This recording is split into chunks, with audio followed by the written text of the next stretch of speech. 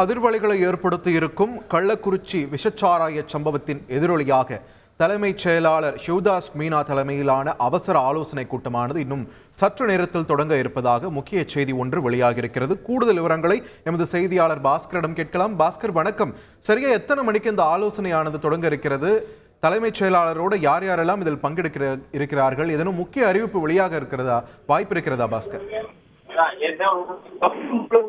கள்ளச்சாராயத்தை ஒழிப்பதாகவும் போதைப் பொருள் நடமாட்டத்தை ஒழிப்பதற்கு இன்றைய கூட்டத்தில் முக்கிய முடிவுகள் எடுக்கப்பட உள்ளது.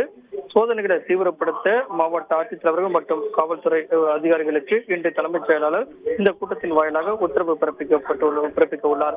மாவட்டத்தில் கள்ளச்சாராயத்தை ஒழிப்பதற்குண்டான நடவடிக்கையாகவும் போதைப் பொருள் நடமாட்டத்தை முற்றிலும் ஒழிப்பதற்குண்டான நடவடிக்கையாக என்ன நடவடிக்கைகள் எடுக்கப்பட்டிருக்கிறது என்பது குறித்து தான் தலைமைச் செயலாளர் மாவட்ட ஆட்சித்தலைவர்கள் மற்றும் காவல்துறை எஸ்பிக்களிடம் கேட்டறிகிறார். அதன் வாயிலாக பல்வேறு அறிவுரைகளை வழங்குகிறார்.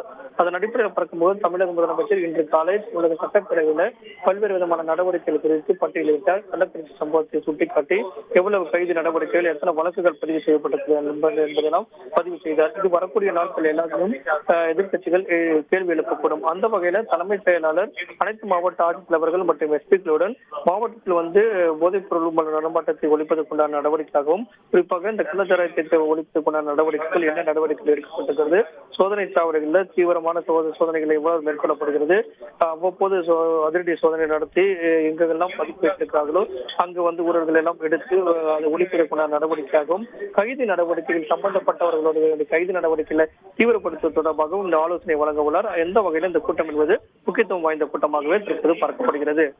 நன்றி பாஸ்கர், உங்களுடைய விரிவான தகவல்களுக்கு. செய்திகளை உடனுக்குடன் தெரிந்து கொள்ள உடனே சப்ஸ்கிரைப் பண்ணுங்க.